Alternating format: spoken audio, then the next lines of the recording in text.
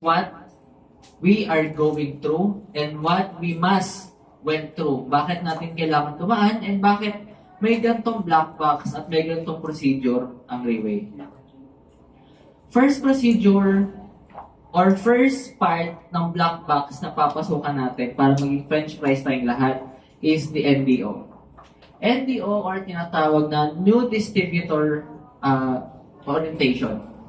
Sa NDO, we have several topics that we must learn, that we must adapt, and we must apply for we to become successful. First is we have the two mindset. The two mindset, first is 100% duplication. 100% duplication means that you yourself is duplicable. Duplicable not only in terms of business, but also in the terms of you being a person, being a human. Because, as I believe, and everyone in Rayway believe, hindi ka magiging duplicable kung medyo masama ang ugali natin, di ba? First, we must learn how to, first how to socialize, matuto tayong magpakumbaba, matuto tayong maging duplicable to the point na the person or the people we wanted to invite or we want to be in Rayway with would really follow and duplicate us on our vision, on our mission, and on our goals. And the second, the two mindset is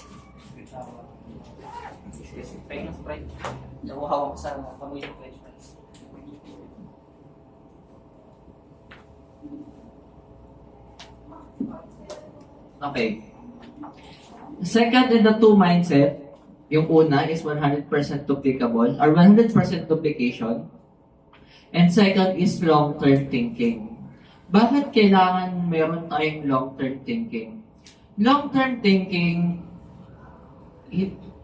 minsan kasi, or madalas, pagdating sa mga nakikilala natin, pag sinabi na lang long-term thinking, hindi naman yan mapapakain ng pang-araw-araw natin. But we dare to redefine that meaning. Because when we have long-term thinking, it is also when we think for our current and we think for our future, not only for us, but for our family, relatives, or loved one. But an example of a long-term thinking is, if you think if you only think ng pangkain mo or panggastos mo pang kinabukasan, minsan hindi natin nakikita na paano yung para sa ngayong araw. And on the other hand, pag lagi natin iniisip ang pang-araw-araw lang natin, nakakalimutan na natin ang pangkinabukasan. Anong meron at anong nakukonsume mo? Lahat tayo may binebentang isang bagay sa buhay. Alam niyo ba kung ano? It is time. Time ang main currency na ginagamit natin sa buhay. So when we think only for our current, nawawalan na tayo ng para sa kinabukasan natin. Nawawalan na tayo ng security para sa kinabukasan natin, but not only for us, but for our family as well. And that long-term thinking is what we must learn to duplicate sa mga tao natin, sa mga magiging tao natin, at sa future generations pa na gusto nating matulungan, ma-reach, and so on. Then we have the 3 secrets.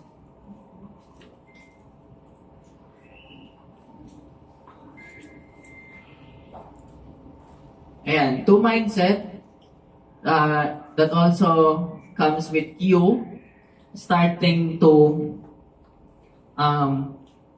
di ba? Sabi nga ng gayo kanina, you must be first 100% duplicable and you must have long-term thinking. And with those 100% duplication and long-term thinking that you have, you must learn how to recommend.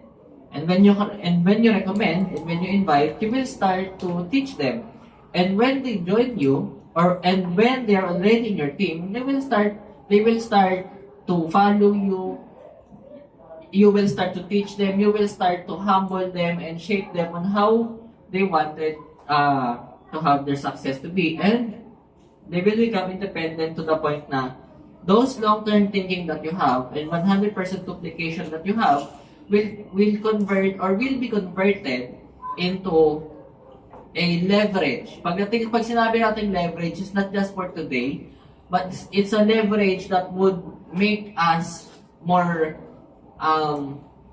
redefined pagdating sa kinabukasan. Then, here, to mindset also with Three-Way is, first, we don't sell. We're not being trained to be salesman, saleswoman, salesperson. We are being trained to be leader. And how do you become a leader? First, you must equip yourself with the tools that we have with Three-Way.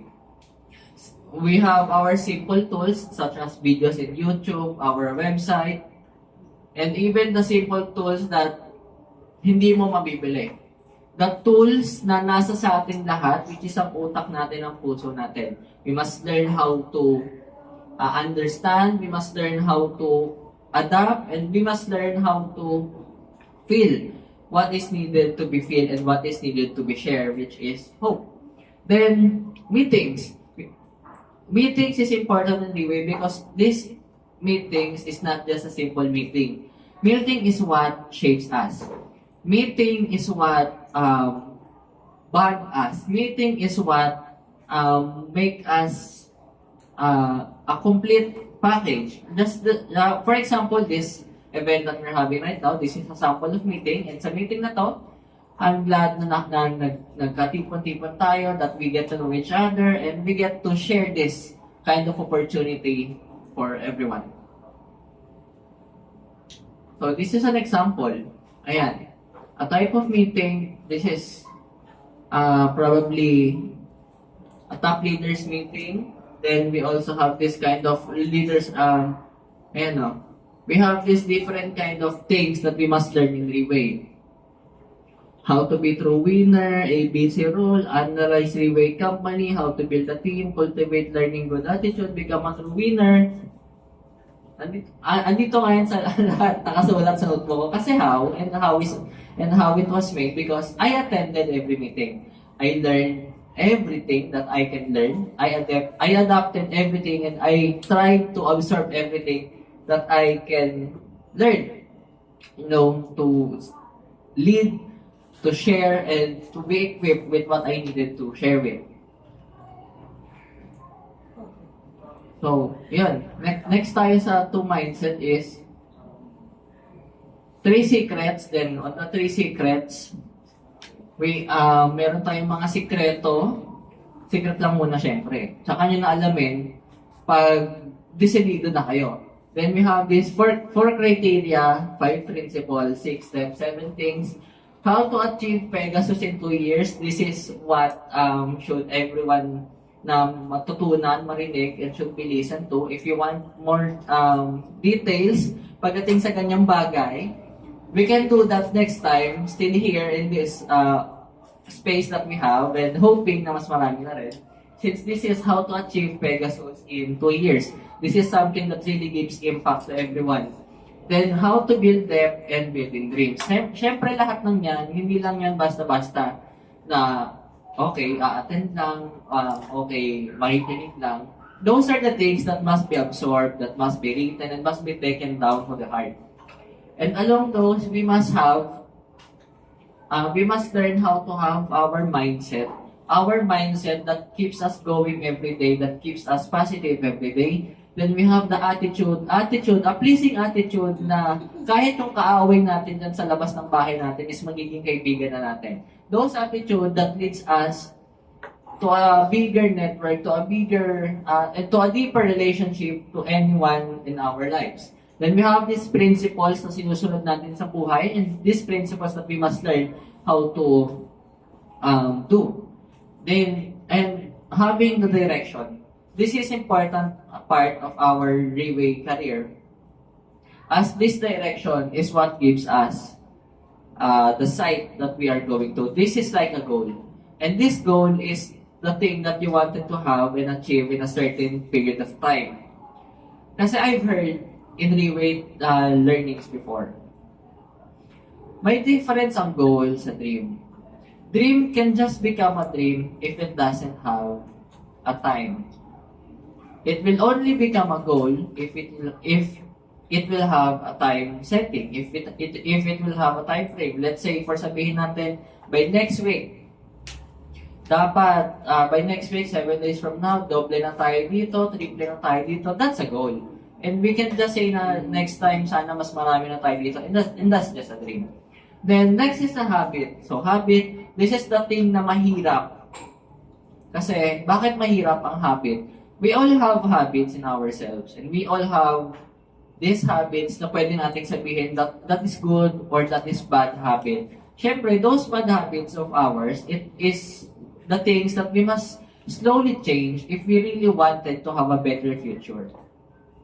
Then these techniques and standard that we have in Reway.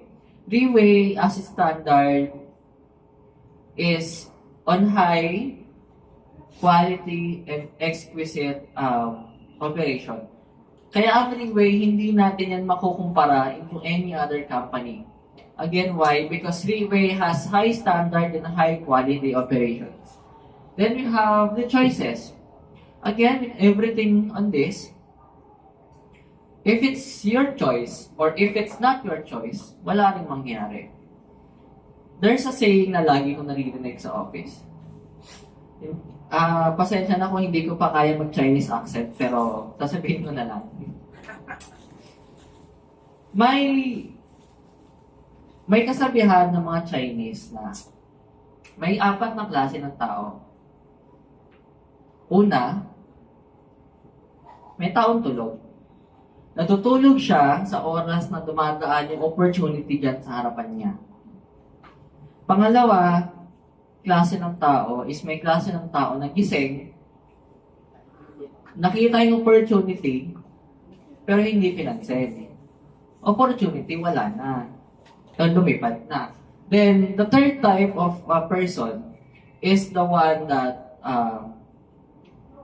is awake, sees the opportunity, listens, nakita niya, tinignan niya yung opportunity, but still does not do the thing. Hindi wala rin yung opportunity. Lumagpas lang din. Then the fourth type of person that you will see or you will encounter pagdating sa ganito is the person that is awake, the person that listens, the person who sees, and that person who also does this thing. So nakita niya yung opportunity, ginawa niya ng paraan, and ang nangyari dun sa fourth person, that fourth person became successful. So, yun ang mga Chinese saying. So, we proceed. Kaya nga yung mga event natin sa Reway. Ayan yung Analyze Reway Company, How to Build a Team, Cultivate Good Learning Attitude.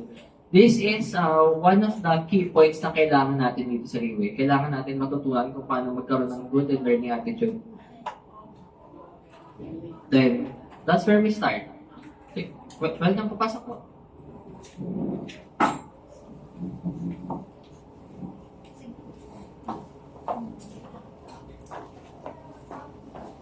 Then, again, sa mga shinare ko kanina, kasama sa ating procedure is pag-attend sa leadership training seminar.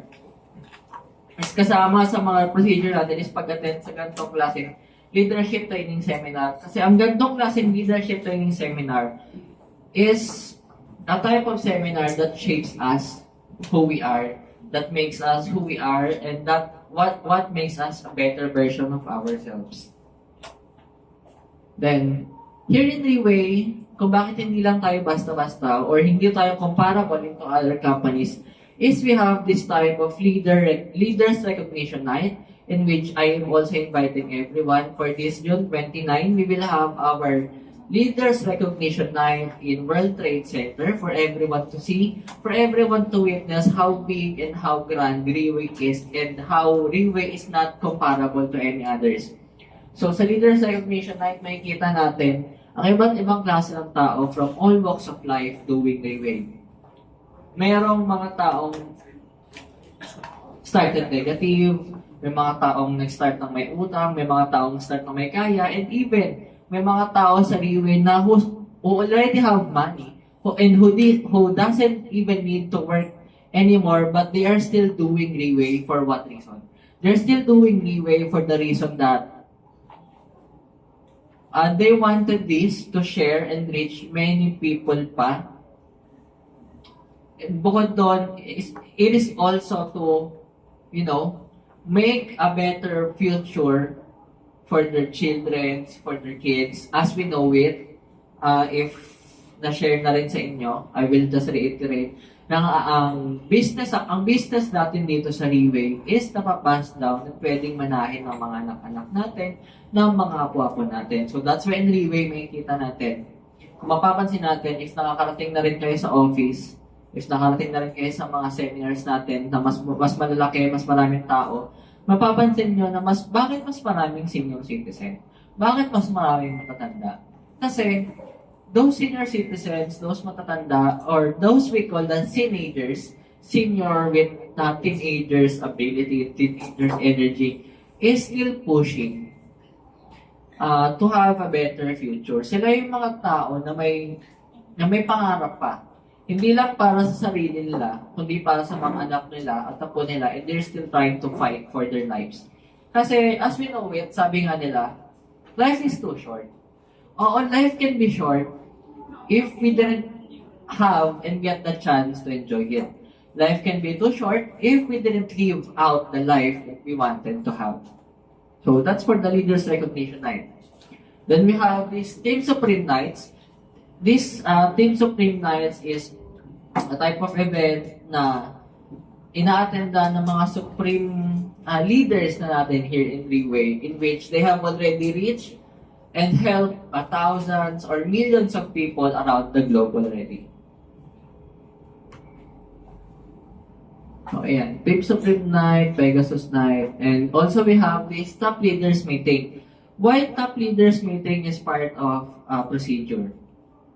Kasi, on this procedure nga, like sinabi ko kanina, procedure is what makes us connected, and procedure is what makes us whole. And this type of top leaders meeting is what connects everyone. Diba? This type of meetings, top leaders meeting, is what makes everyone share their ideas, collaborate each other, and help each other out. Because that's what we do in Riway. We share and we help each other. So yun, pagdating rin sa procedure, we must all have or we must know how to do OPP or the product opportunity kasi hindi natin magagawang i-share what we wanted to share if hindi natin alam or hindi natin ganun kakabisado kung paano natin i-share. Kung may mga tanong sila, if they have questions left unanswered, they will start, have doubts and all. And I don't know if meron pa rin ito. In Riway, we also have training seminars in CDs, compact discs like this. And we have these events. Training seminar. We also have our magazine. If may mga data kayo ngayon sa cellphone nyo, pwede nyo buksan yung Google Play Store or Apple App Store. Search nyo lang Riway Magazine, may lalabas yan. This Riway Magazine contains everything about Riway that you can enjoy, that you can share, and that you can learn. Ayan ang different events. Meron sa Malaysia, Indonesia, Tokyo, Thailand, Hungary, Hong Kong, Tokyo again, and Manila, Philippines. And then, this is something that we must also learn in Riway. We have the plan, the 6 P's that we are doing now, the plan, potential, product, procedure, people, platform, and we also have, syempre, how to do closing, how to build a team, and how to become a true winner. True winner na hindi lang masasabi sa ating ibang tao, kundi true winner na tayo sa sarili natin that we achieve something righteous. We achieve something na bukal sa loob natin nang wala tayong ibang nasasaktan or kinatapa ng ibang tao.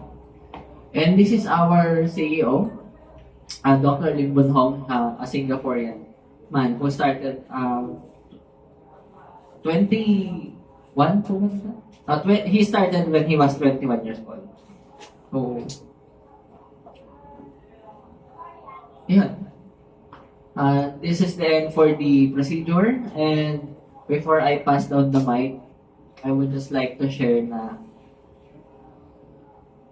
doing Riway is literally for everyone. Kasi as for me, who've only been here for 7 months, 7 to 8 months. I've overcome a lot of changes already. Siguro if last year nyo ako nakilala, hindi nyo ako makikita or maririnig sa salita ng ganito at wala akong mukha. I mean, I just want to say na me, personally, going through the procedure of Freeway has done a lot of something na sa akin. Me who needs to go through that whole black box, a lot of pain, a lot of struggle, a lot of things that I must learn, I must need to relearn, and I must adapt. Kasi, you know, when we are going to do Freeway, we must learn how to empty our cup. And once we empty our cup, that is only when we can fill our cup for something that we see ourselves and for something that we want it to be. So that would be all for the procedure. Thank you very much.